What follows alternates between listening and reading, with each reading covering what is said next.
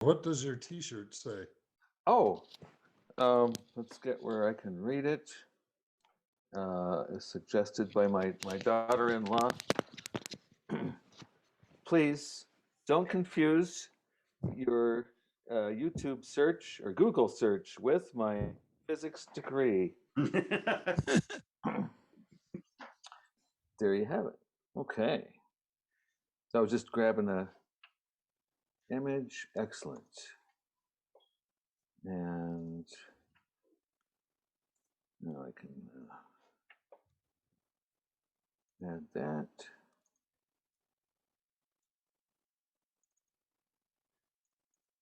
Okay, alrighty. New background to image. Well, it's already a couple after Kim Johnson would have loved to be here, but something came up and he had to visit family members, so he won't be along. Uh, but I'll keep keep track of the participants. So so yeah, today's theme. So I should introduce ourselves. It's our May meeting of New Mexicans for Science and Reason. I'm Dave Thomas, and we've got the Peanut Gallery along, uh, and hi to YouTube visitors. Okay, so our theme for this month is pseudoscience zombies, and we've all seen the creationist arguments, dust on the moon, and they get shot down definitively, and then like those little ducks at the state fair, you shoot them and twing, they spring right back up. And this happens a lot. So my most recent noticing of this, let me share screen. And okay, you're looking at my messy desktop. Here we go, pictures. Here we go. So this turned up in this sort of a flyer, advertising flyer in Albuquerque and Rio Rancho and Corrales, where Frank Etzgorn happened to see it and alerted me to it. So it's a full page ad in this, what do you call it, New Mexico Marketplace flyer. And let me zoom in. And it's all about this magnetic water conditioning. And okay, I have to, there we go. Um, so GMX is the company. Larry Brown, the guy down here, is the distributor, and this tells you basically, yes, we have hard water in New Mexico, and you just put these magnets on your water line, and it cuts down scale. It eliminates scale, and it's way better than expensive water softening systems. And it says right here, GMX water treatment uses magnetic technology to change the way minerals crystallize in water, ultimately leaving less residue in mineral scale and more effective soap, shampoo, and detergents. Unlike salt softeners, the patented GMX equipment uses a chemical-free process that requires no sodium or potassium, making it safer, etc., etc. And then glowing testimonials, and just call Larry Brown. Um, so when Frank sent me this, he was a little ticked off because it's obviously pseudoscience, and I said, "Wait a minute, Frank, we debunked that guy way back in 2005." Um, Larry Barker did a pretty good segment, and so this um, so he enlisted our help to test the magnet. So in fact, our treasurer Nancy Shelton um, got dolled up with a hidden camera, and she played the customer for this sting operation that Larry Barker pulled on Larry Brown, the seller.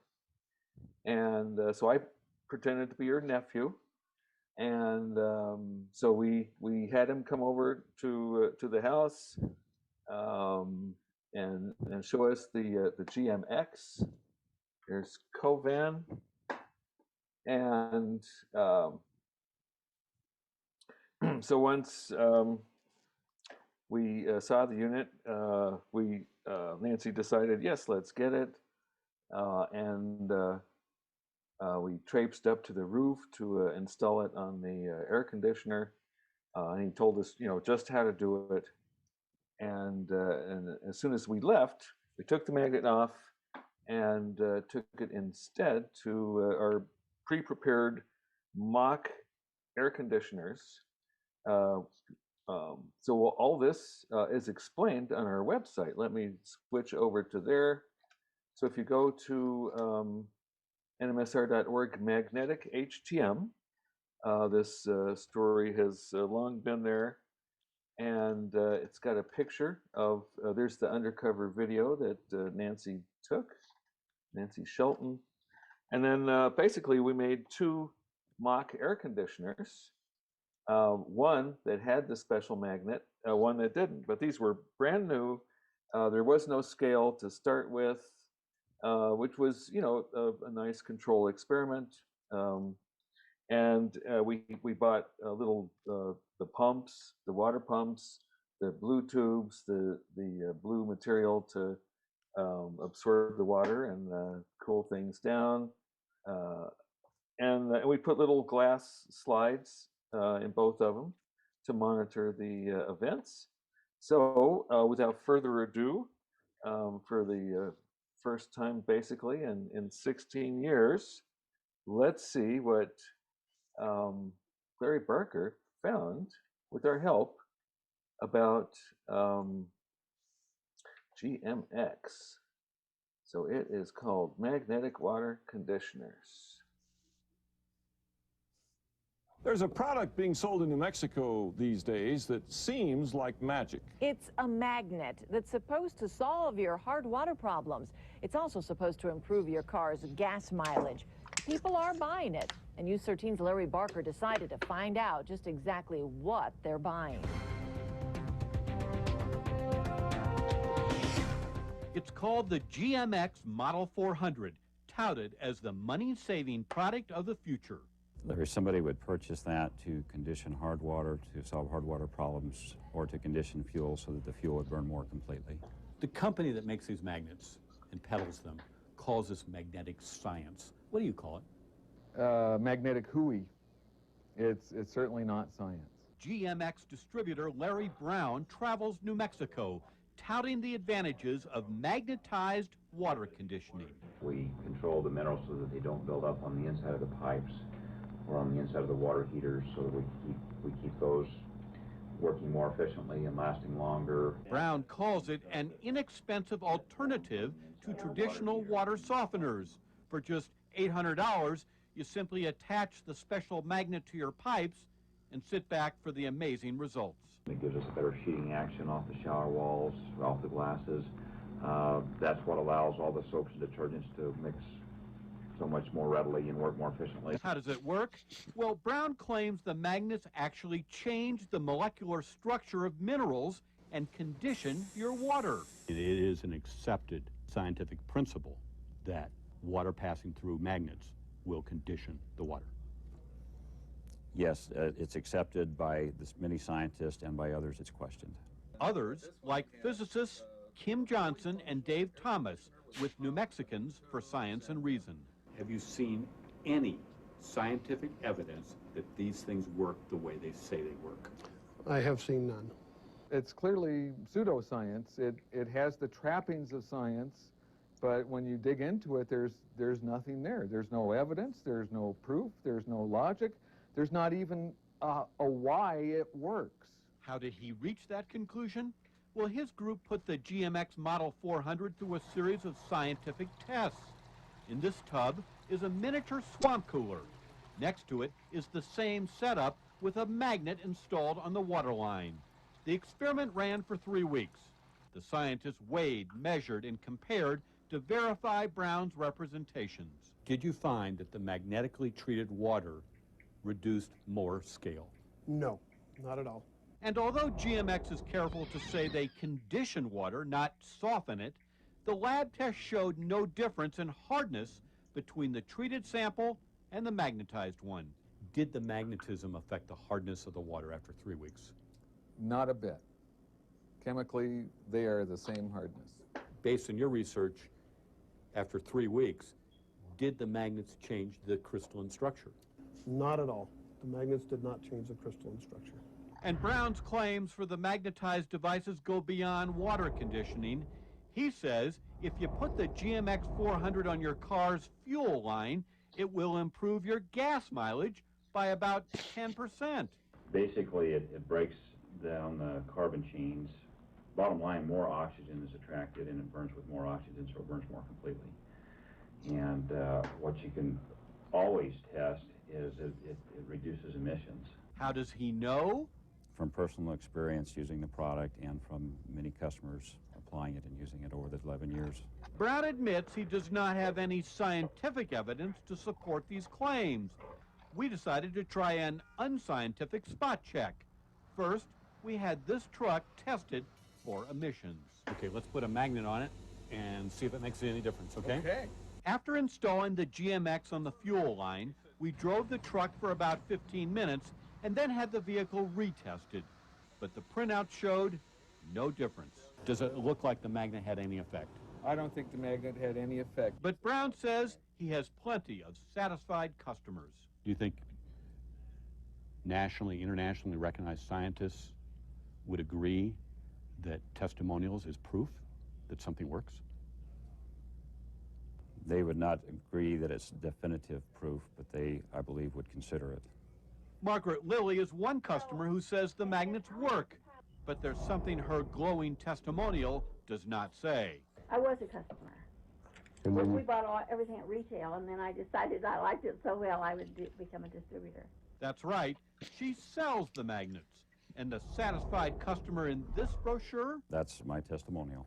Does it say that you're also selling the product? You're the distributor?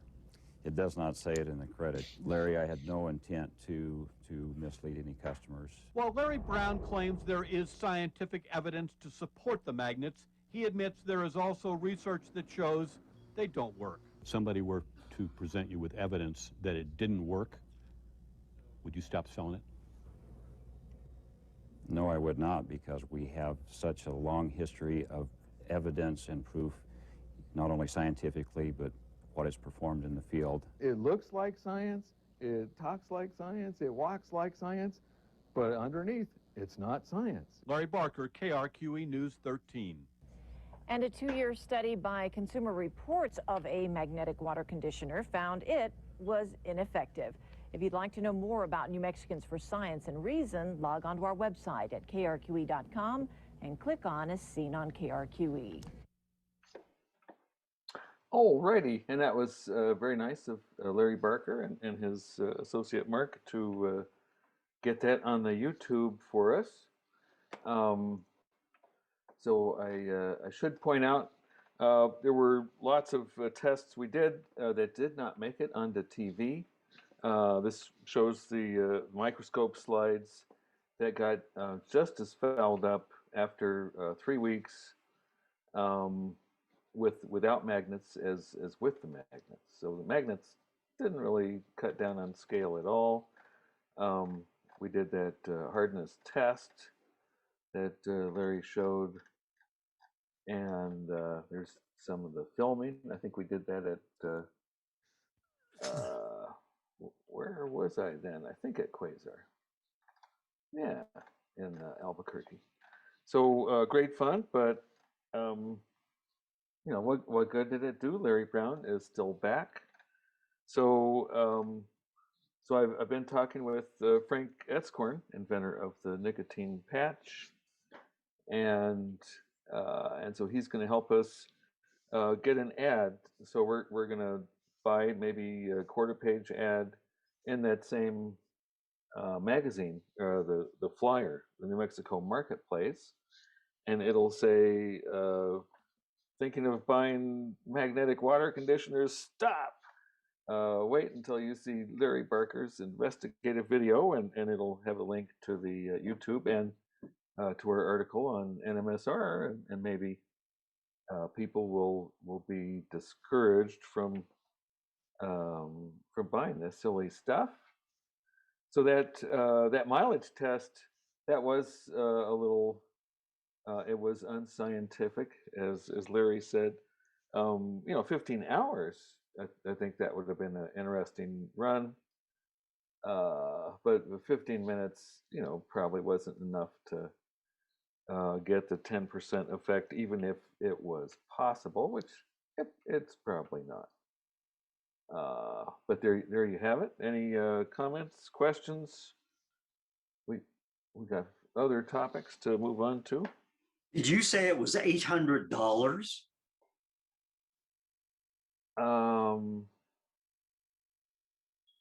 Is that what they said in the? Let me just. Okay, we don't have the dollar amount. I remember. It's in the audio.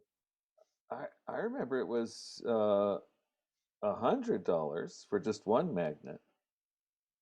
Oh, that's a great question. I don't want to play the whole thing again, but it's on YouTube. So if you go to our NMSR page, magnetic.htm, at the very bottom, I just added this the other day. If you click on that video, that takes you to the YouTube video where you can watch it again and again. Up So there a yeah, little higher, it was numbers that said $400 to $800. Wow. On that very page that you're on right now. I thought I heard you guys say $800 just now or a little bit ago. Oh, there it is. For Here 4 we go. units. Here it is. Okay. Yeah. $200 I was searching each. for dollars spelled out, but I should have searched for the dollar sign. So treatment of a house with one water heater ran from $600, 3 units. Yeah, so $200 a unit to $800 for 4 units. Pool treatment, $400 to $800. Evaporative coolers were the least expensive at $125, and that's what we got. One modeled 400 will keep the mineral deposits from clogging the cooling pads. The cooler pads and pump will last longer, and it will cool more efficiency. Aunt Nancy said she liked the potential, but wanted to just try the air conditioner model for the summer to see if she liked it. Brown, Nancy's friend Glenn, who is actually a KRQE 13 news producer, and I, the nephew, went up to the roof where I saw how to install the Model 400 on the swamp cooler's water supply tube, about a foot or so from where the tube leaves the pump. Glenn got the entire walkthrough on tape, and he talked for several minutes about using the magnet for gas mileage. And there we have it. So Jerry Shelton got the magnet from his roof, brought it over, and that's when we got the mock air conditioners. Pretty fun project. So where did we get the hard water? I was in Peralta at the time, and we had well water, and it starts off pretty hard. So so I got some, and then over the course of the 3 weeks, basically a swamp cooler is a water hardener. It's a device that makes this water that's trapped in the pail harder and harder, and that's why the smarter swamp coolers, you flush that out and replace the water periodically so you don't have too much mineral buildup, because basically as the water evaporates, the minerals stay in there and they just make it harder and harder. So it started out Las Lunas hard, and by the end of the 3 weeks, man, that stuff was very hard, and we chemically tested it. Kim helped. He sends his regards. We had a foam test. The foam on top of the treated water will hardly diminish. That was the SUDS test. Yeah. So very fun. Any more comments before I move on? What do you think about the idea of getting? There we go. Of taking out an ad in that same flyer. And I'm kind of wondering the marketplace may not take the ad because they might not want to piss off one of their full page advertisers. So, but we're going to try it. So yeah, that's going to happen pretty soon. Dave? Yes. Do you have any idea how frequently he runs his ad in that advertiser mag? Looks like a full page every month. Every month, okay. From a limited sampling period of 2 months. Your one-time quarter page may not be enough enticement. Yeah, so we might have to go bigger. Maybe we should go for half a page. Well, no, one time is what it's. Oh, yeah. Duration. Well, I was thinking of doing it periodically.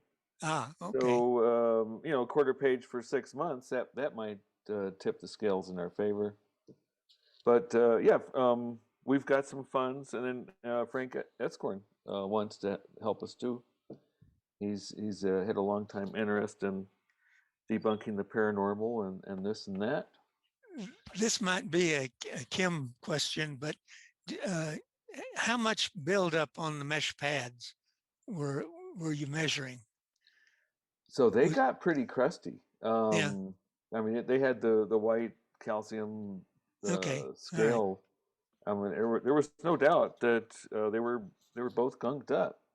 So that part of the experiment was a success. And I think because we started out with water that was already pretty mineralized from our well. Yeah. Okay. Anything else before we move on? Okay.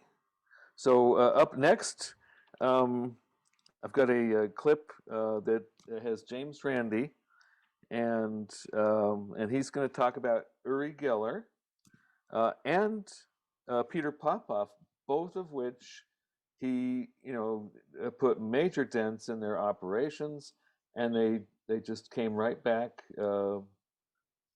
Peter Popoff, as we'll see, I've got a follow-up video.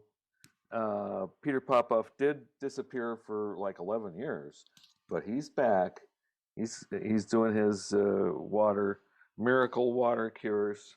So let's see what the late James Randi has to say. And that is called James Randi Demonstrates.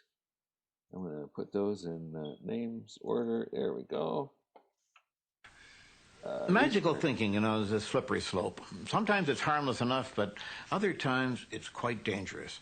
Personally, I'm opposed to that kind of fakery, so I have no reservations at all about exposing these people and their illusions for what they really are. I've investigated the claims of hundreds of psychics. People aren't always happy with my conclusions, but I do have my supporters. In 1986, I was honored with a MacArthur Award. Unfortunately, most of the prize money went into defending myself against a series of libel suits related to one of my earliest and most controversial investigations. The subject was Uri Geller, a young Israeli who claimed to have supernatural powers. His remarkable affinity for metal and his psychic abilities are well documented all over the world. In the early 1970s, Geller became a superstar, the most famous psychic in the world. Okay, just a second, look at me. Visualize everything that you drew once more. He claimed to read people's minds. I'm gonna show what I got, and if I'm wrong, then I'm wrong, but it really came very strong in. It could be 2 mountains with a round thing on, or 2 people. Can I show? Yeah, I'd like to. Am I wrong? You're right. I'm right. Good. That's what I got. Oh. He claimed to bend keys with his mind. I know you're going to think this is a setup, friends, and old Tom has never conned you on anything. This guy is bending this key by rubbing it. It was bent at about a 1 degree angle when you started out, and it's coming up on 45 degrees now and still moving. You're thinking bend, is that what you're doing? Yes, I'm saying bend. You're saying bend, Yes. hard, soft? No, I'm saying bend, and sometimes I say bend, baby. But Geller was best known for his way with spoons. Hold the tip of the spoon very, very gently. Okay. What I'm doing is I'm trying to melt the metal down. Yes, you see, I feel it. It's yes, going. It's getting loose. Yeah. And there's no force at all in my hands.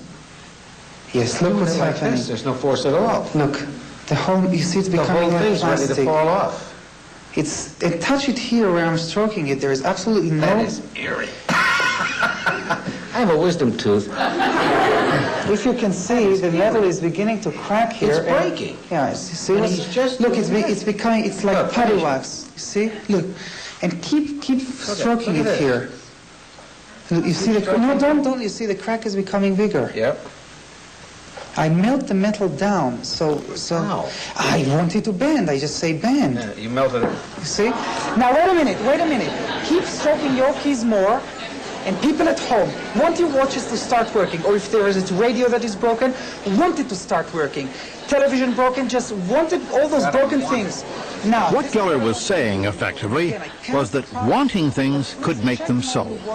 who's started working? I felt that claim had to be challenged. The media, even some scientists, were taking the Geller phenomena seriously. So I decided to show, for starters, that I could at least duplicate these effects using trickery. Now, a key can be displayed in such a way that it looks like it's bending. For example, just by stroking it, you'd swear that it's bending right up before your eyes. Magicians call this process ratcheting. But to do this, the key has to be bent in advance. The hard part, of course, is how to go about bending the key without letting them catch you. Now, there are several ways. I could, for example, take it and press the tip against the top of the table. That would do it.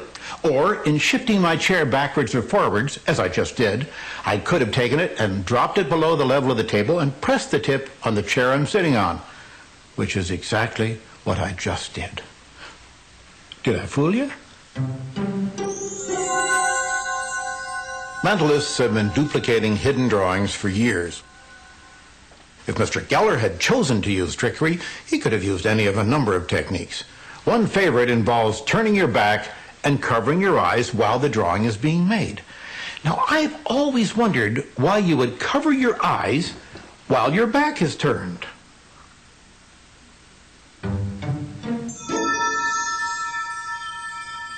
But melting metal is something else again. It's done something like this. And it gets soft. So I say to it, bend, bend, bend, and it bends. Of course, it does take a little preparation. In fact, it takes a lot of preparation. Now, this isn't proof positive that other demonstrations aren't the result of supernatural power, but isn't this a more reasonable explanation? And then, of course, there was Mr. Geller's appearance on The Tonight Show. I got a call after they booked him to appear. Would you welcome, please, Uri Geller. Johnny had been a magician himself and was skeptical. I was asked to help prevent any trickery. Nice to see you. Thanks. We have only met... This scares me. This scares you? Well, this is we just got some things together here, and... I told them to provide their own props and not to let Geller or his people anywhere near them. Also, one of our staff members did some drawings which have been sealed in an envelope, and I'd like you to take your own pace when you feel like you want to try anything. Right. Do you want to try that particular experiment first? When I'll feel for it. When Okay? you Sure. We'll start eliminating the ones that do not have the water. All right, without touching them. He is really suspicious, you know. I'm having a hard time with you. I don't mean to be, Uri. I really don't. Just keep looking. Okay, let me rest a little, all right? All right. You know, I'm surprised because before this program, your producer came and he read me at least 40 questions you're going to ask me. Well, I can ask you all kinds of questions if you'd like me to ask you questions. I have to have time, and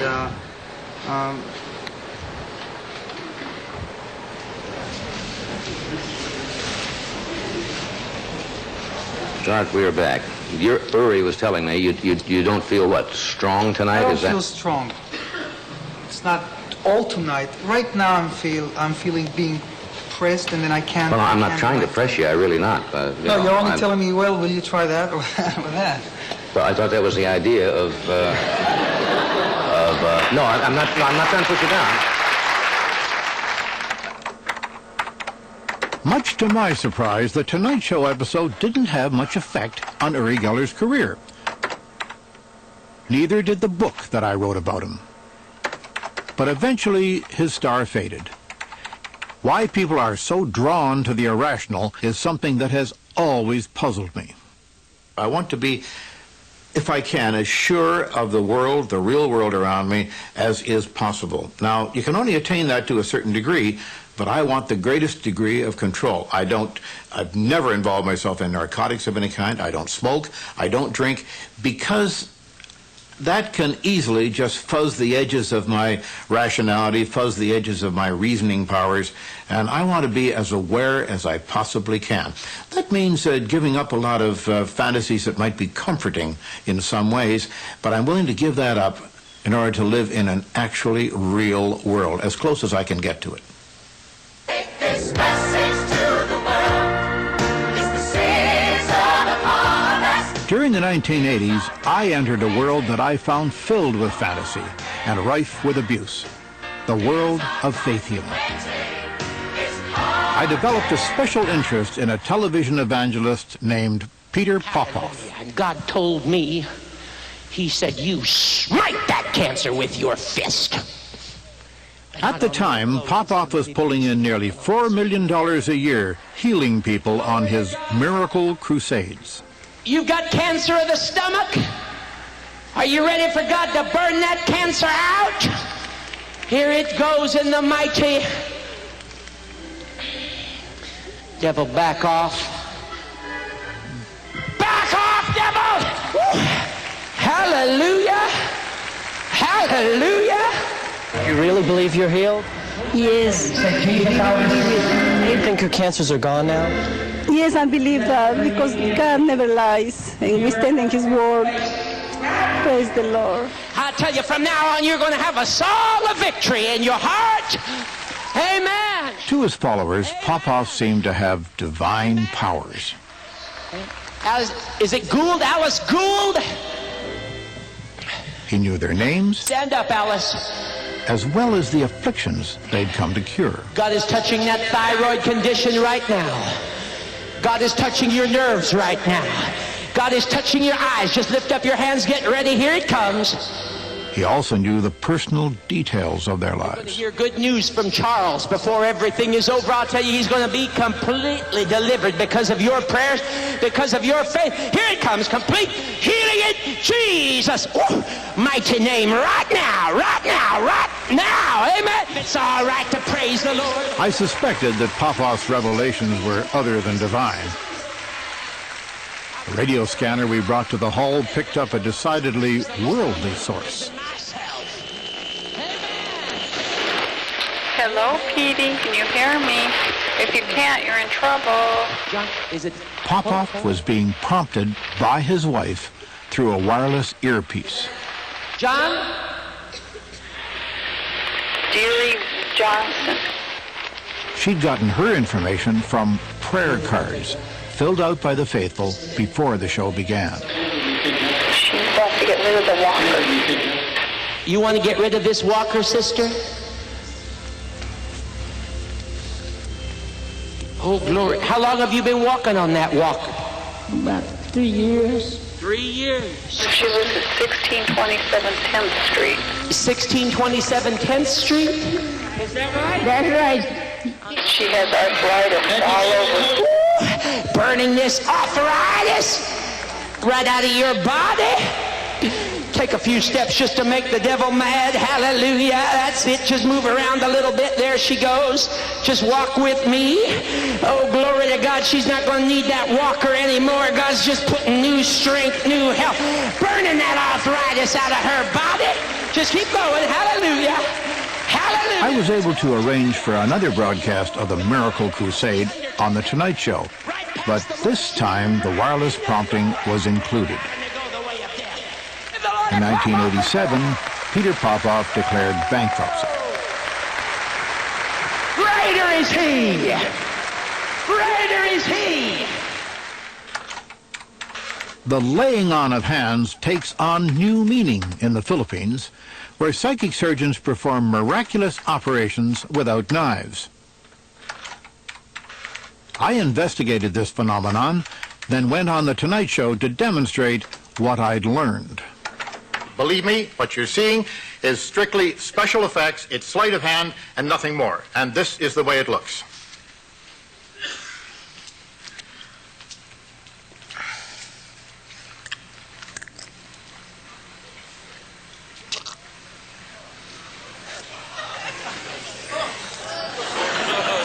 A little animal blood and a few chicken parts complete the illusion. A bonus.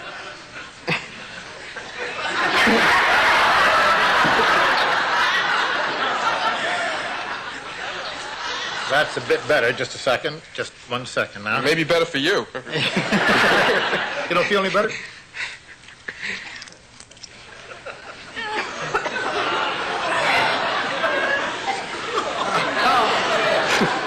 Oh, no, that doesn't come out.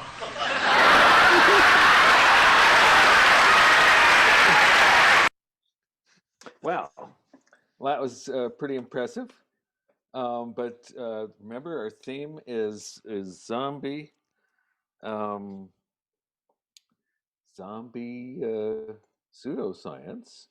So let's. I found one with Uri Geller, where he said he's going to reveal his spoon bending secret, and there it is. Uri Geller reveals his secret. And this is put on by Kellogg's, not America, the United Kingdom Kellogg's.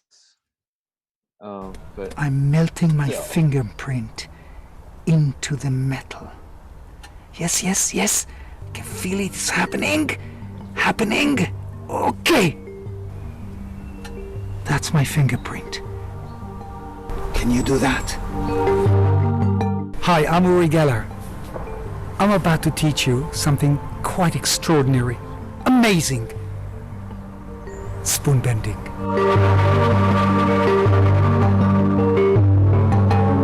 Are you ready? Let's do it. Open up your mind. Do not be skeptical. Believe in yourself. Be positive. First of all, find a comfortable place around you, anywhere. But most important, pick up a metal spoon. Here it is. Hold the spoon gently with your thumb, exactly the way you see it, and your forefinger. Begin to rub it ever so gently. And believe that very soon it's going to start melting. Totally believe, yeah, it's going. I can feel it now. The spoon, if you notice, is becoming soft. Almost like plastic. Let me show it to the camera very steady. Look at it. It's melting. It's bending. Is it happening to you? But look at this now. If I'm going to shake this spoon, it's going, and there it is! It's gone!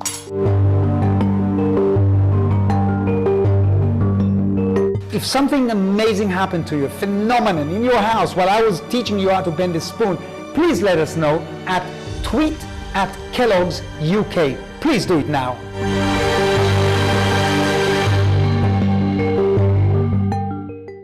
Oh, so I had my hopes up with the title, but he didn't show us how to bend spoons, He just repeated the trick where it looks like he bends spoons, and the poor people that watch that video and think, well, if I just focus hard enough, I can bend the spoon.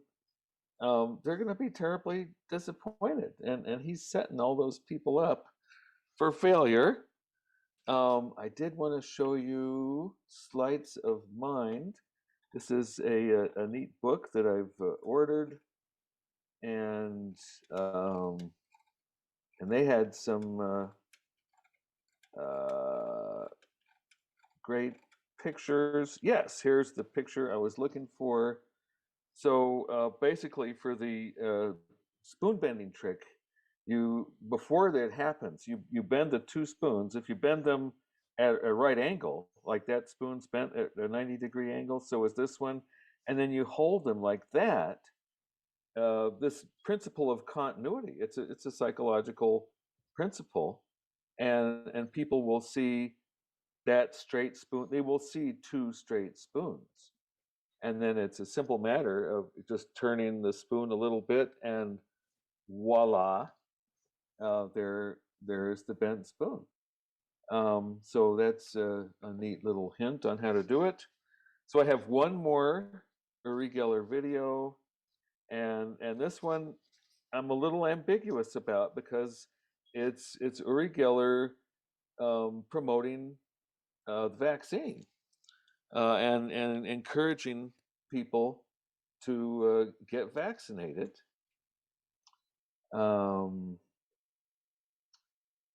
Here it is. But he's still up to his same old Okay, here I am with Siraj, who is going to give me the injection, the vaccination, which I tell everyone around the world to do. I'm going to bend the spoon while I do it. I've never ever done this ever in my life. So let's see if it works. Siraj, go ahead. Okay. Let's Siraj.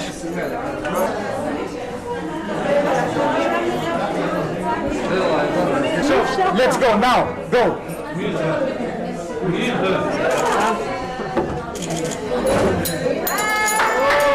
I did it. Let's see that again.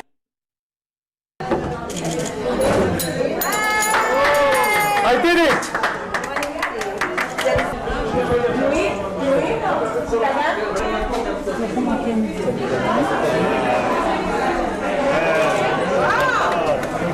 It didn't hurt at all. It's a little prick, but it's very, very important. I'm 75 years old now. Sorry, 74. For you guys over 60, I urge you to go and get vaccinated. This is very, very important for the whole planet. So there you have it.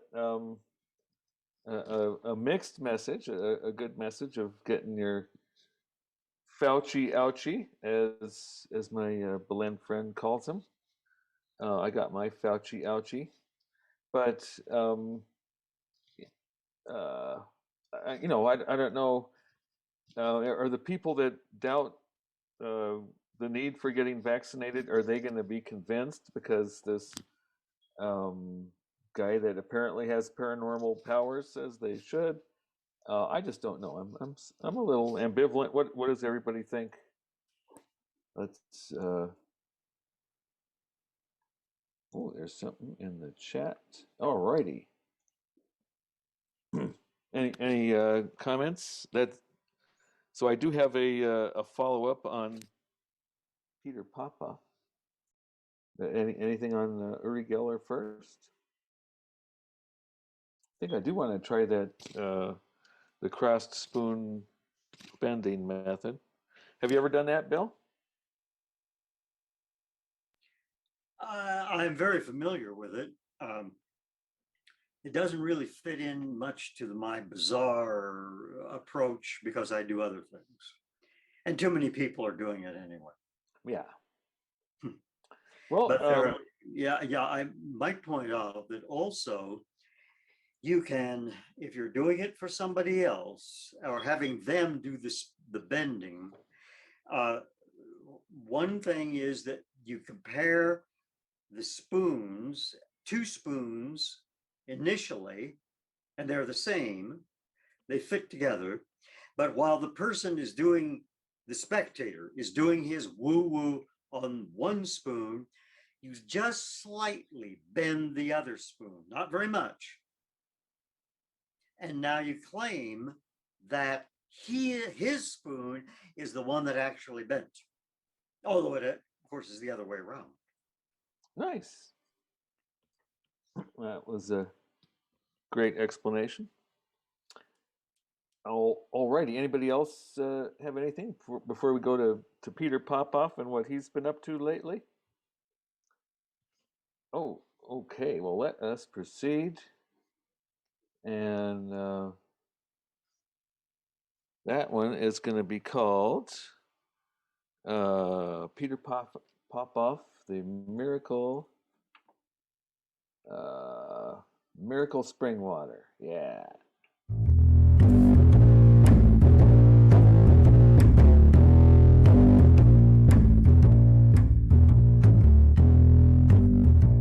Keto and Krime is a blogger. Oh, yes, everybody. Here we are, Televangelist number 6, Peter Popoff.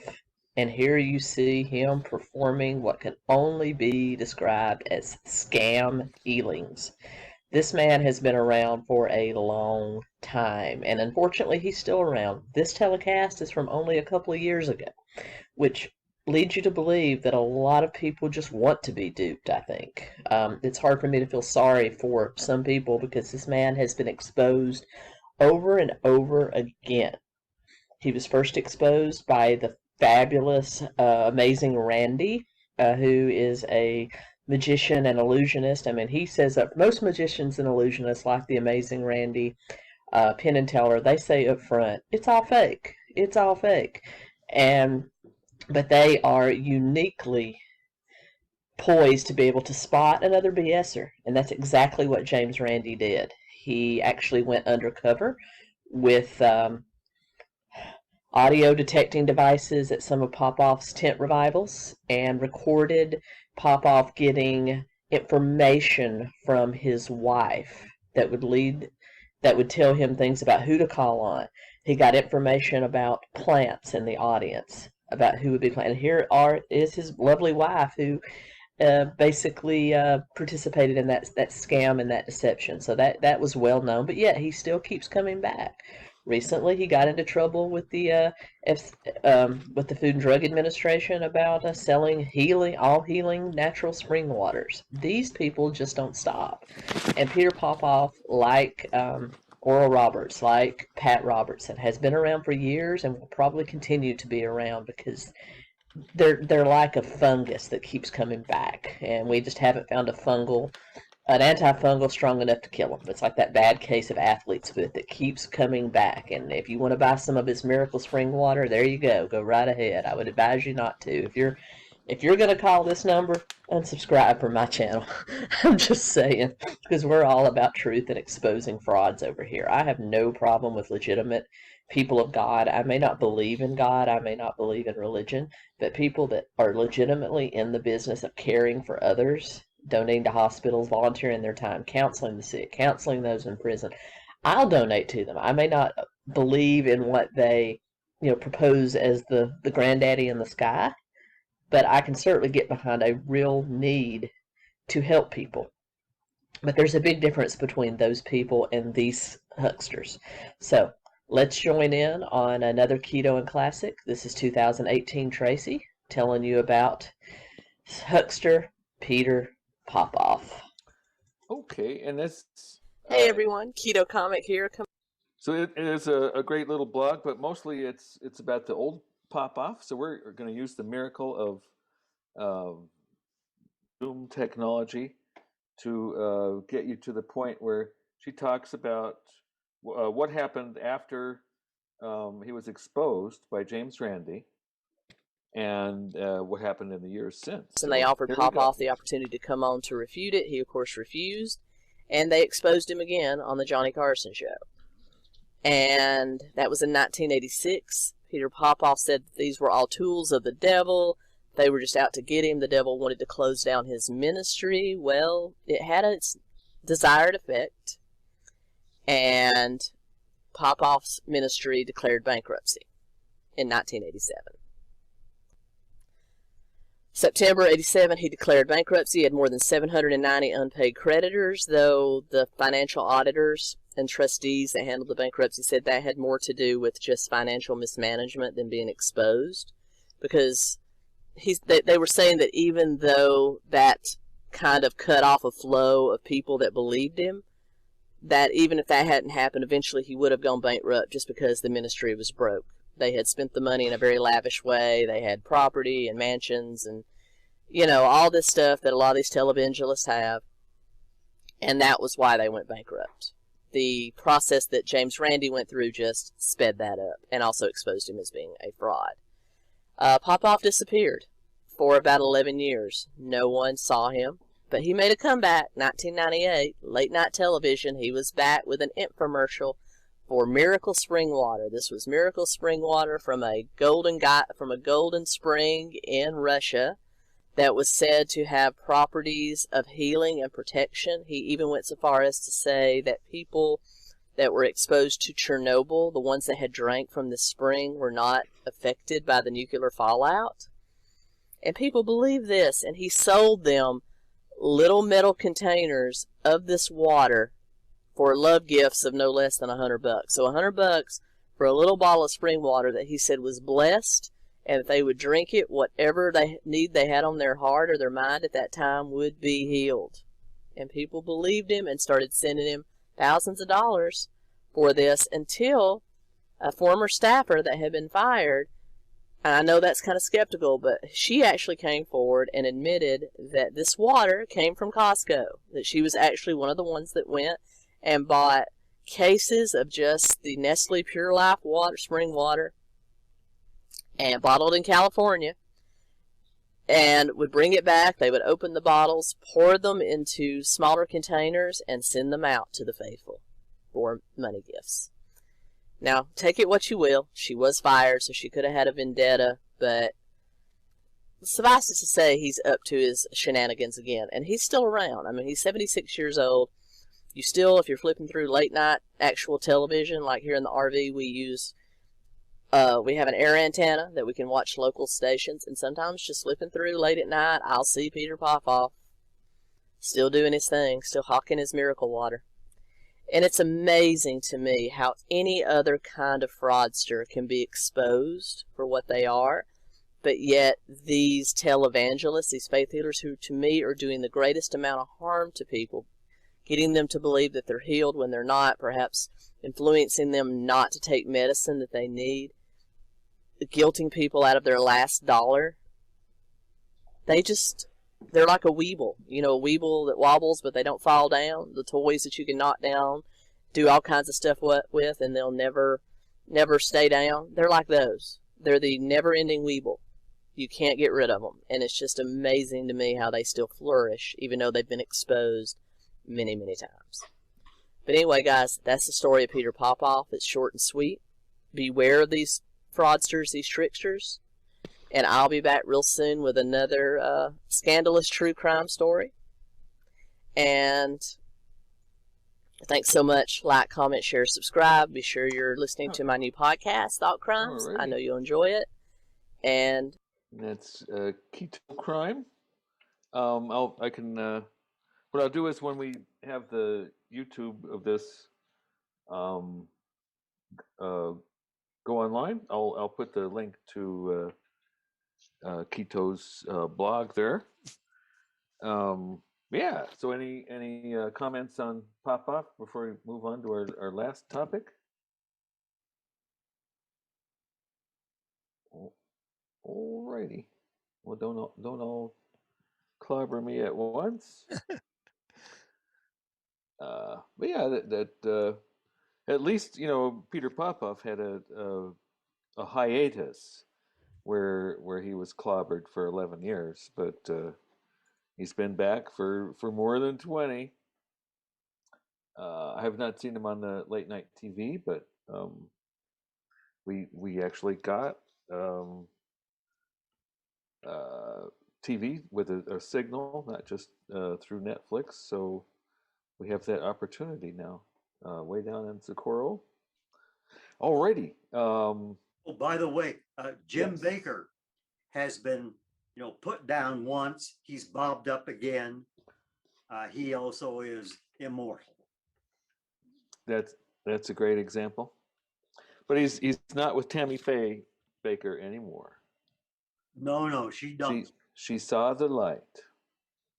Okay, so our last little thing here is Level. It's a new movie by one of the big flat earthers.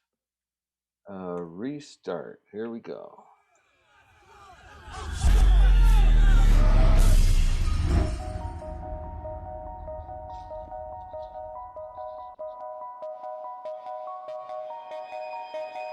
We're not going to watch the whole thing, just the first 10 minutes. It's about all I expect anybody to. So there it is. to handle. The Earth from outer space. Do you believe this is a real, live recording? Do you believe? How about now? Does this make it more believable? Ask yourself. Is this real? Do you believe? Is this real? Let's try this another way. Breaking news. NASA finally did it. They finally did it. They're finally live streaming the Earth spinning from outer space. The world is celebrating. This one will go down in history. Convinced?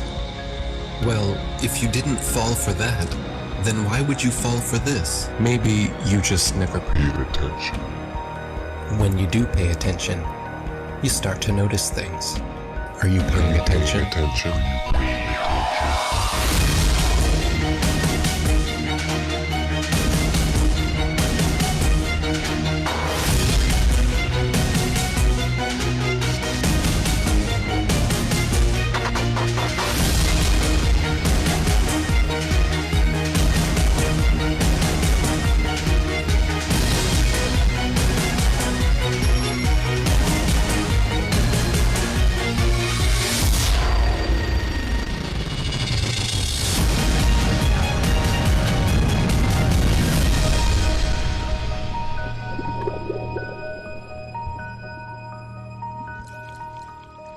Did you know that starting at the end of 2015 through 2017, Flat Earth was one of the top searched terms in the USA, let alone the world? While most of you were falling for the political charades, the rest of us were trying to discover the true nature about our world.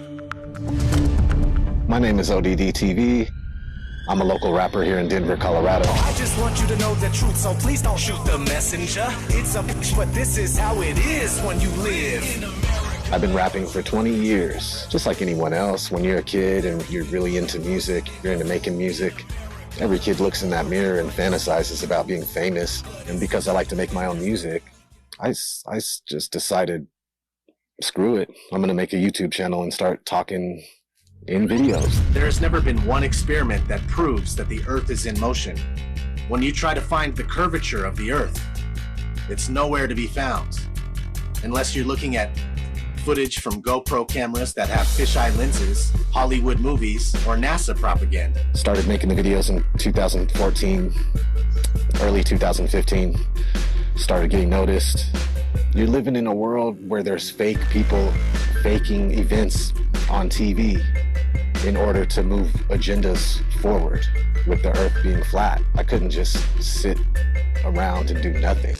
There was videos everywhere. There was videos of people doing science, putting balloons up with a camera that doesn't have a fisheye lens on it, like a GoPro lens, a wide angle lens. And they were using these cameras that didn't have those.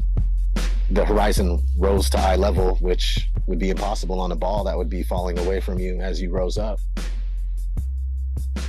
There's people putting out top 10 NASA hoax videos, debunking the moon landing, picking apart NASA just left and right. It was awesome. Awesome time for YouTube between 2015 and 17. Even Google mentioned it during their commercial. Do you remember this? Why would Google be promoting this? As a joke? As a joke? No. We know why. They were panicking.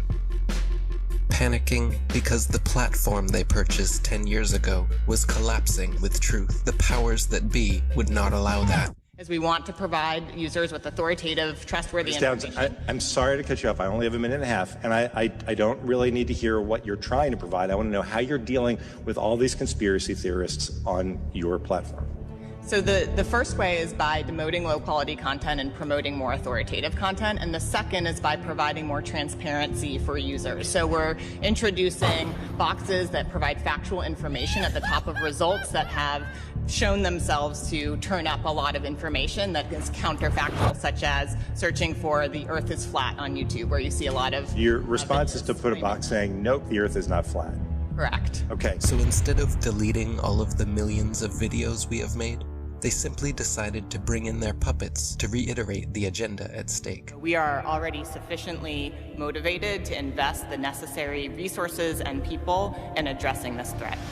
You can tell it's real because it looks so fake, honestly. The Earth being flat is getting out of control. Can you please help? Can you please help? When you stand on the shoulders of those who came before, you might just see far enough to realize the Earth isn't flat. 1 + 1 is? 2.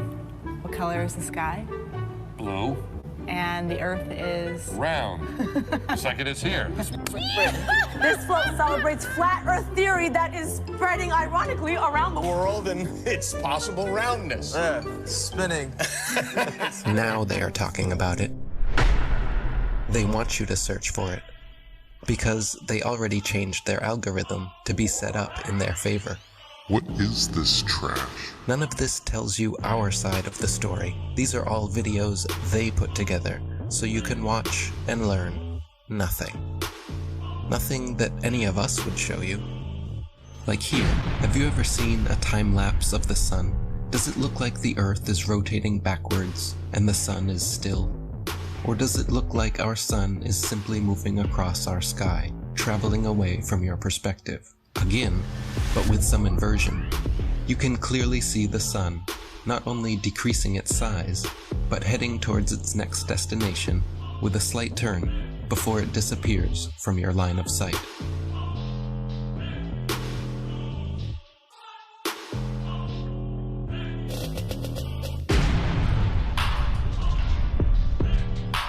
While Google would make sure when you type in flat Earth that nothing like this would ever pop up, many agree the science regarding our sun is far from settled.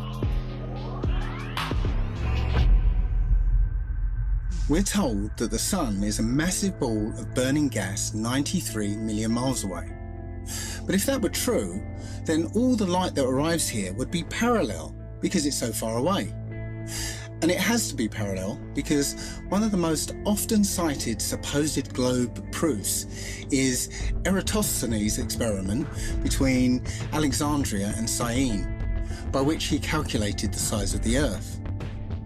For that calculation to be accurate, the light must come down parallel. The only problem is that that's not what we see. If you go out on a sunny day with broken cloud, what you'll see is that light comes down at angles, diverging angles. And that means that we can follow those light rays back to the source and triangulate the sun's height above the Earth, proving that the sun isn't millions of miles away. But we can also perform physical experiments that prove that these crepuscular rays, as they're called, can only be recreated with a light source that is small and close. It doesn't take a genius to understand that the further the light source goes up, the more the sun rays would spread out and become parallel. The reason you'd even think that the sun... If the Earth was flat, wouldn't it be sunny all the time? I mean, have they ever even thought about it? Well, if you'd let me finish, the reason you'd even think the sun would be visible from anywhere on Earth is because of the images they have shown you. No one promoting this bull stands for truth. You can keep believing in your fantasy gas ball 93 million miles away. You can keep believing in your fantasy gas ball. While we keep experimenting to try and figure out what the sun actually is, and how close it could be. With a local hotspot, it should be easy to comprehend that the sun is small and close to you. To put that in perspective, imagine a table 2 meters wide in a completely dark room. And you're holding a small but very bright light bulb, 3.4 millimeters across. And you were holding it about 31 centimeters above the table. What you'd see is a circular pool of light directly on the table, beneath the light bulb. But on the other side of the table, it would be in darkness. Now, it seems to our mind that if you were on the other side of the table, you would see the light because it's, above the table. But that's not true, because on that part of the table, it's in darkness, meaning that the light isn't physically reaching that part of the tabletop. Wait a minute. So, we got to our 10-minute mark, but basically what he's saying is if you're on the dark part of the table, you can't see the light, but there it is. It's just like in the movie theater, the projector is only putting light on the movie screen. It's not lighting up the seats with the audience. Yet, if you're in the audience and you look back at the projector, can you see light coming out of it even though it's not landing on you? Well, sure you can. So he debunked himself. Before we move on, I want to go back to what was it, 356, and right there. Yeah. So this is a picture of the Challenger astronauts who died, and the claim that ODD TV was saying this is when YouTube told the truth. The claim is they didn't die. The explosion was faked, and that all the Challenger astronauts are actually still alive. And what they did was they found people with similar names that and slightly similar features, but skeptics and debunkers have looked up these people. They're real, but they're in no way related to the Challenger astronauts. So that's just sort of a heartbreaking example of the downside of pseudoscience. They are, imagine how the families of these dead astronauts must feel when they hear this unfounded claim that their loved ones were just pranking us and they're still alive. It's unconscionable. So I've got another little video that I made of sunrise and moonrise. And this is pretty recent, the last vernal equinox, back on March 20th. Oh, shit. So, and I had a sun filter, so that instead of the videos that Eric Dubé was showing, where the camera was not equipped to properly show you something as bright as the sun, here I'm using a proper solar filter, and we can see as the sun rises, it starts out a circle, and the size of that circle doesn't change. The sun is 93 million miles away. It's not close as the flat Earth fantasy would have you believe. So we'll just speed that up a little bit, and it takes about 2 minutes for the sun to rise. There, we're almost there. Then I've got a moonrise coming up from the most recent full moon. Alright. Okay. There's sunrise. So yeah, March 28th, I think. Coming up. Wow, you've been watching It could be the Easter moon. Wow, that's amazing.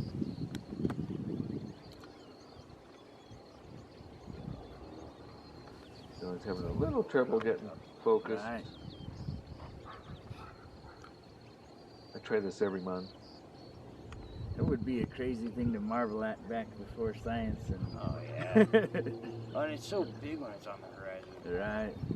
It's pretty impressive.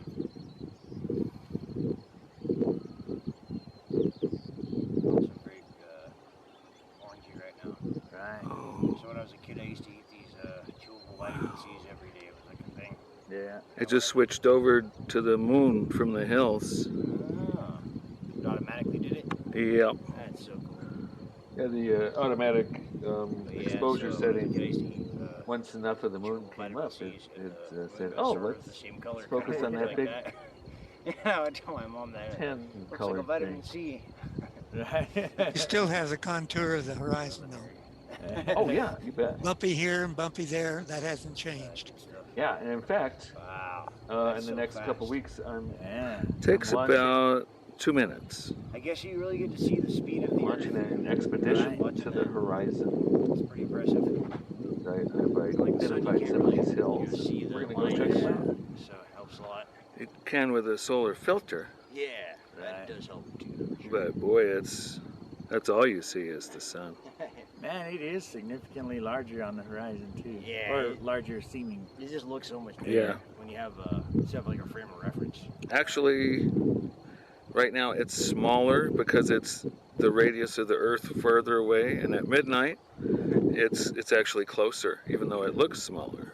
Yeah, physically closer. Yeah. That's pretty cool. That's just good fun. Yeah, always worth coming up and seeing. Yeah, for sure. I'm down to do it. Plus, it gives me a reason to get off the bike. Yeah. Fun excuse for a bike ride. Got a lot of definition. Amazing how much you can see. It seems like you can't make out the detail when it's higher in the sky, you know what I mean? Yeah. Like when it's on the horizon like that, you can see more of the craters, or it appears so. Yeah. Well, it's just too hard. Okay, it's fully risen. Yeah. It is. There we go. So, so it's 8:15. I've got one more little video I could show, and that is Simon Dan, who is a debunker, and every Friday he debunks some of the silly flat Earth videos out there. And then on Tuesdays, he has Tinfoil Tuesday.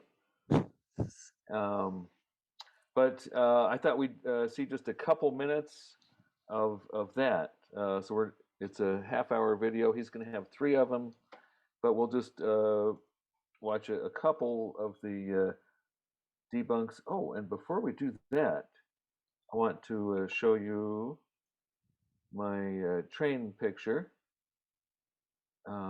Train tracks. There we go. I took this picture of the train tracks, and these tracks are parallel. If they weren't parallel, then the train, after it got a little way down the track, wouldn't be able to go anymore. But if we're using what the flat Earth guy Dave Murphy was talking about. This is in Socorro, and by golly, those tracks look like they originate from maybe a mile south of where you are, but they don't originate there. They're parallel, and this is perspective. Parallel things, when they're viewed with a perspective like a camera or your retina, things that are farther away look smaller, and parallel things look like they converge. So that's that. So let's see what Simon Dan had to say, and that is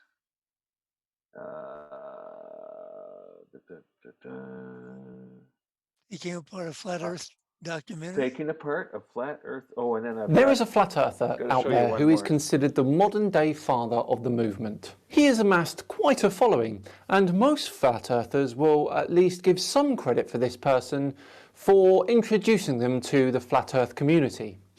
I am of course talking about Eric DeBay. Recently, he has released a documentary, a flat earth documentary entitled Level. Now, it's a flat earth propaganda piece, but how many of you remember me saying this? I am going to pull every single minute of this film apart. I'm going to put so much effort into it that when you search for this film, you'll be finding the debunk of it from me first. Well, that starts right now. And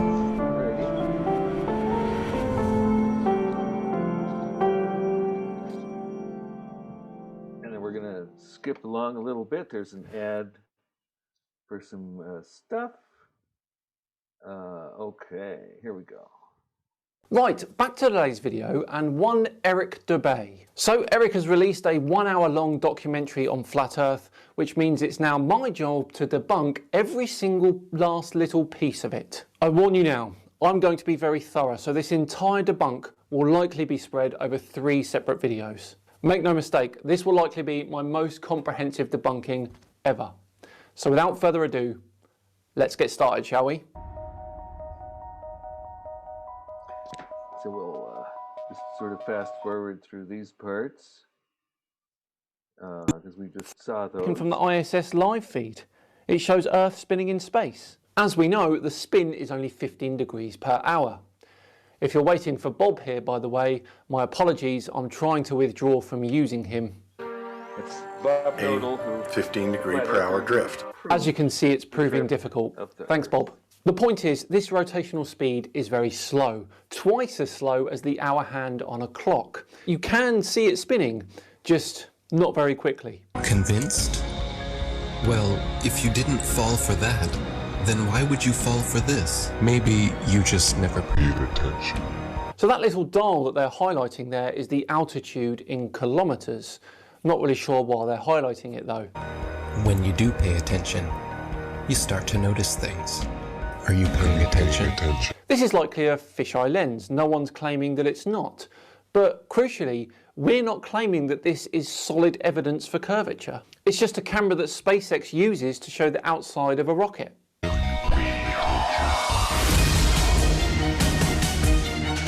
So we've got ODD TV, a flat earther who is so convinced that the Earth is flat that he now spends his time making rap videos.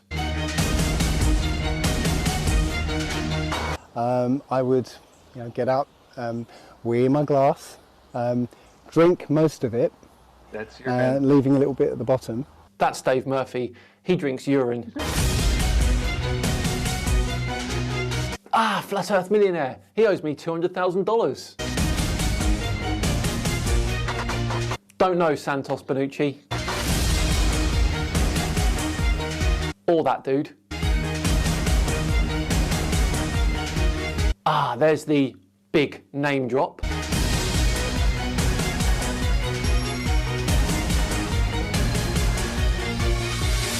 And there is our local yoga instructor. Now, this is by no means a pop at yoga instructors. I'm sure they're very good at what they do.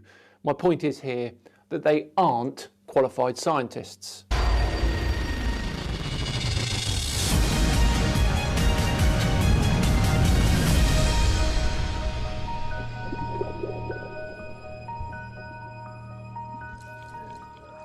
Did you know that starting at the end of 2015 through 2017, Flat Earth was one of the top searched terms in the USA, let alone the world?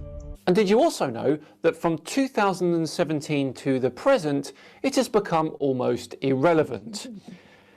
And in actual fact, more people are now interested in foreskin than they are in Flat Earth. Ouch. While most of you were falling for the political charades, the rest of us were trying to discover the true nature about our world. My name is ODD TV. Screw it. I'm gonna make a YouTube channel and start talking in videos. There has never been one experiment that proves that the Earth is in motion. Foucault's pendulum, gyroscopes, the Coriolis effect, trade winds, and ocean currents, to name a few. When you try to find the curvature of the Earth, it's nowhere to be found. Ranty's photo says otherwise, ODD. Check this video out quickly before carrying on if you haven't seen it yet. It's golden. Unless you're looking at footage from GoPro cameras that have fisheye lenses, Hollywood movies, or NASA propaganda. Started making the videos in 2014, early 2015. Started getting noticed. You're living in a world where there's fake people faking events on TV in order to move agendas forward. With the earth being flat, I couldn't just sit around and do nothing. There was videos everywhere. There was videos of people doing science, putting balloons up with a camera that doesn't have a fisheye lens on it, like a GoPro lens, a wide angle lens. Oh, you mean like Mr. Sensible did? Because I think you'll find he kind of smashed that one for you. And they were using these cameras that didn't have those. The horizon rose to eye level, which would be impossible on a ball that would be falling away from you as you rose up. That's not how this works, ODD. This picture here was taken by MC Toon on a flight from Anchorage to Minneapolis. Here is another example from someone else. And another. Your eye is not a scientific instrument. The horizon may appear to rise to eye level, but that isn't always the case. There's people putting out top 10 NASA hoax videos, debunking the moon landing, picking apart NASA just left and right. It was awesome. Awesome time for YouTube between 2015 and 17. And when did I start my channel? Just saying, just saying. Even Google mentioned it during their commercial. I'm gonna skip ahead to the shame. Might just see far enough to realize the Earth isn't flat. 1 + 1 is.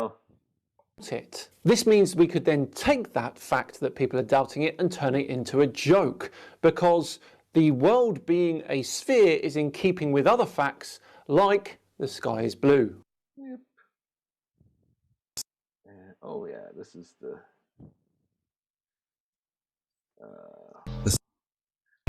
this image right here. This is from. We're told that the sun is a massive ball of burning gas 93 million miles away. Oh, here he is, allegedly Dave. But if that were true, then all the light that arrives here would be parallel because it's so far away. And for all intents and purposes, it is. And it has to be parallel because one of the most often cited supposed globe proofs is Eratosthenes' experiment between Alexandria and Syene, by which he calculated the size of the Earth. Bloody clever stuff, that. For that calculation to be accurate, the light must come down parallel. The only problem is that that's not what we see.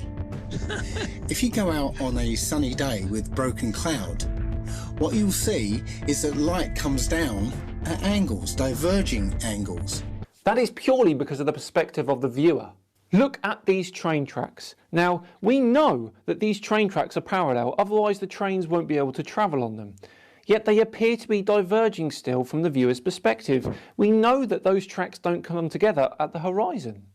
Yet flat earthers want us to believe that the sun is literally behind the clouds in this image.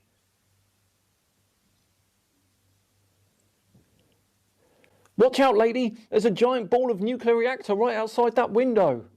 And that means that we can follow those light rays back to the... So it's gonna do it for that. I have one more video. Any comments on the flat earthers before we have our concluding video, which has nothing to do with pseudoscience, but sort of a science thing.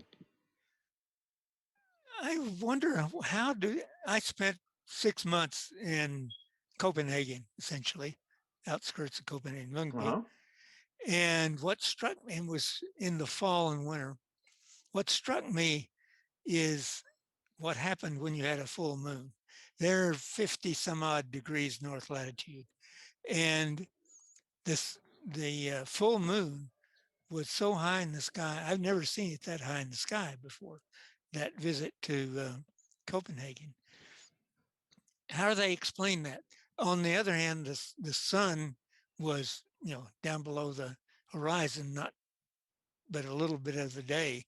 It rose at, I've forgotten when it rose in the morning, set around 3.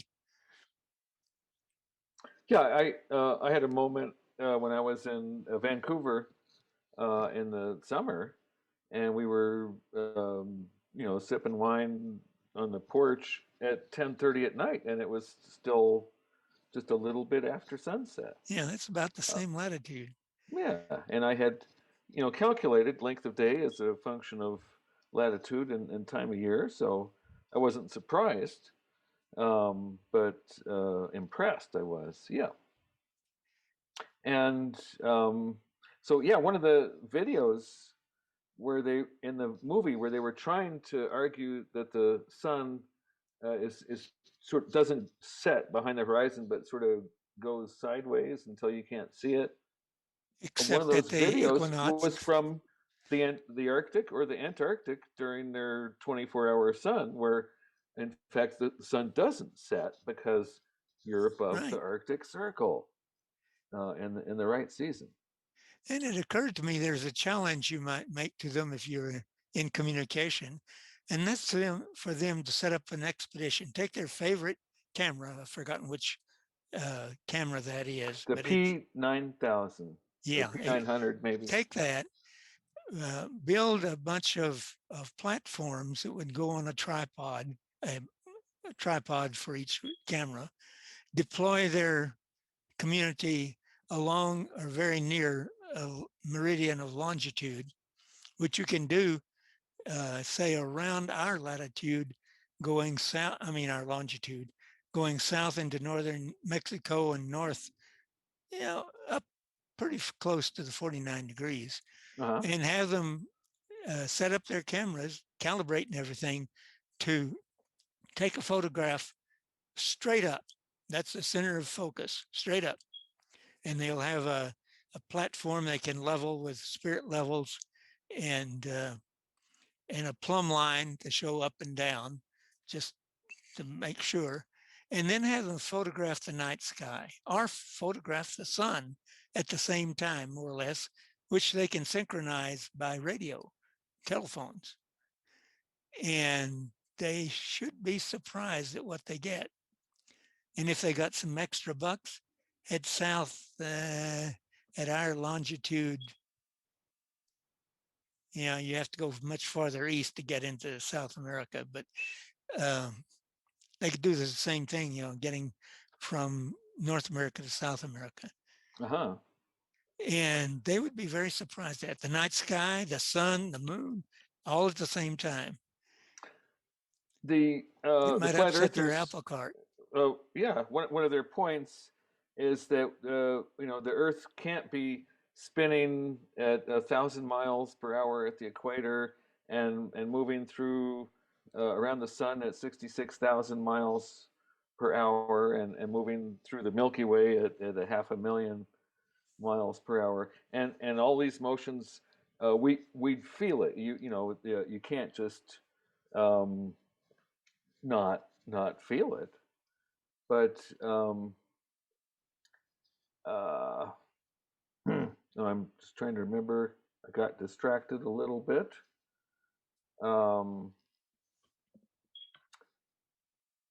Just didn't quite remember where I was going with that one. But I did have something on very similar to what you were mentioning, Jerry, and it's something I haven't quite got working yet. But let me pop over to, let's see, there it is, round or flat. So I've got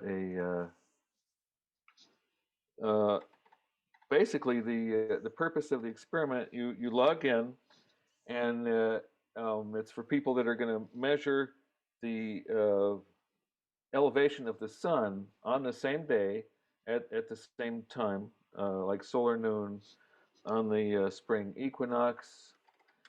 And so if you have two observers at different, it's basically the Eratosthenes experiment. Yeah, right.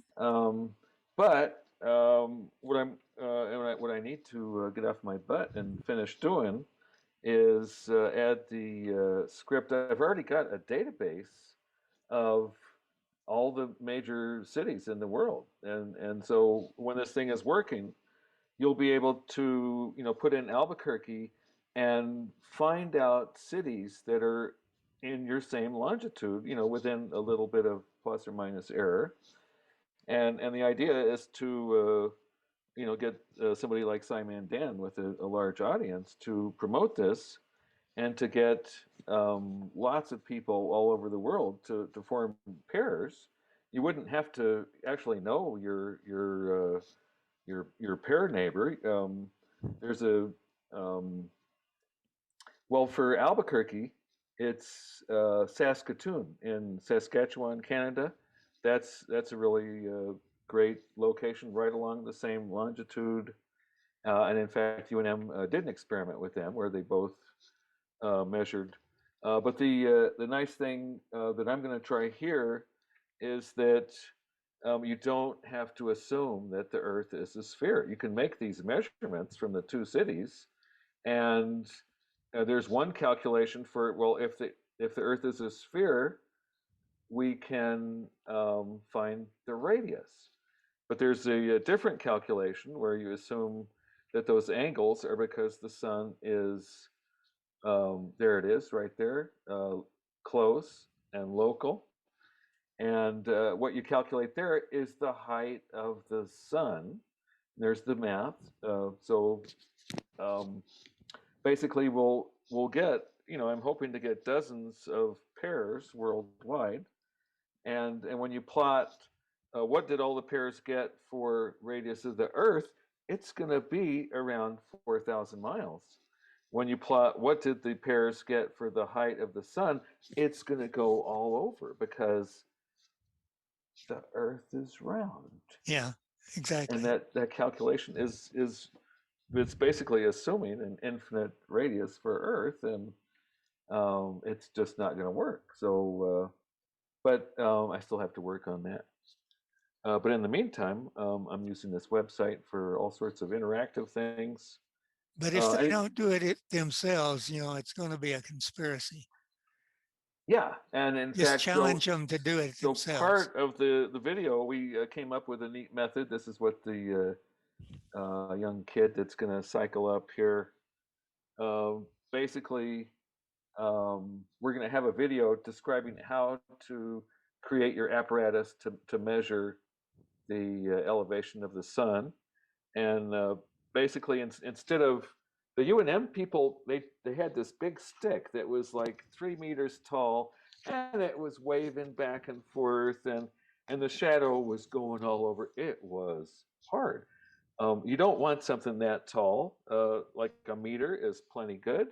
And we came up with a technique where you just take a chair, have a piece of wire sticking out of it. There's that wire. And then you hang down a weight that hangs down to the ground. And because it's a plumb bob, you know that the top of the wire, which you can see its shadow, you know where that is, and you know where it's touching the ground. So you can get a pretty good estimate of the shadow of your gnomon, or whatever you want to call it. And you can measure the height and the distance of the shadow from this notch in the wire where your plumb bob is held from, and so you get a pretty reliable estimate of the sun's elevation. So yeah, I'm gonna have to get off my fanny and finish that. Got some tricky programming to do, but it's one of my projects coming up here. So I had any more comments? I had one last little video to send everybody off with. Oh, okay. So this one, pretty short. It's a commercial for, I think it's VW. And since we're already sharing, I'll just start this up. When German engineers get bored.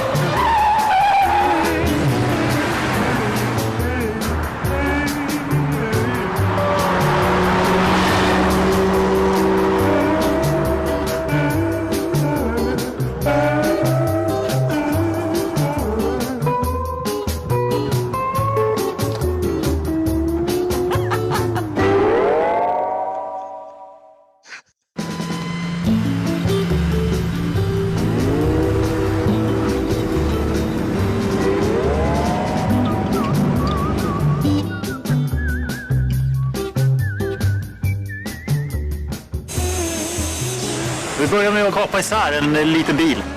Och så byggde vi hängarna runt så att den blev körbar. Det är en 1,4 liters bensinmotor. Och sen är hela skalet klappt med plexiglas så man kan se inifrån och ut. Men inte utifrån och in. Med hjälp av den här plastfolien här.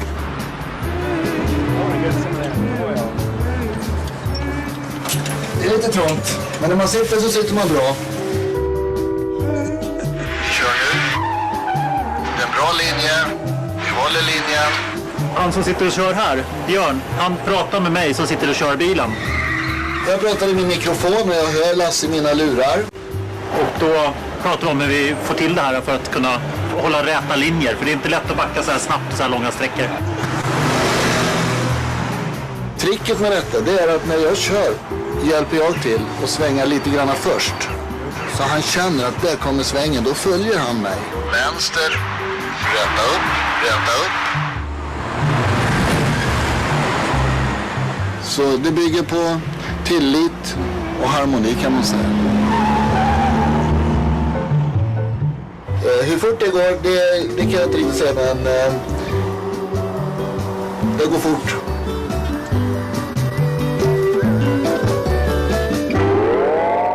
That's something. Alrighty. Okay, so that's all I had. Hope everybody has a great rest of the week and the month and all that. We'll see what we're gonna do next month pretty soon. So keep those ideas, cards, and letters coming. Dave? Yeah. The practice of drinking urine has a proper name. The name I learned in India is Shivambu. The practice is called Shivambu. And India once had a prime minister who practiced it while he was the prime minister. He also advocated birth control, but by himself he had 9 children. Very, very interesting country. Anyway, Wow. I brought you up to speed on the name of the practice. Excellent, Bye-bye. excellent. And now we've got because of the huge COVID outbreak, there are people recommending that you smear yourself with dung, and that's not working out so well. And the poor doctors who have to explain to these people, no, your dung is not going to save you from COVID. But getting pretty messy over there.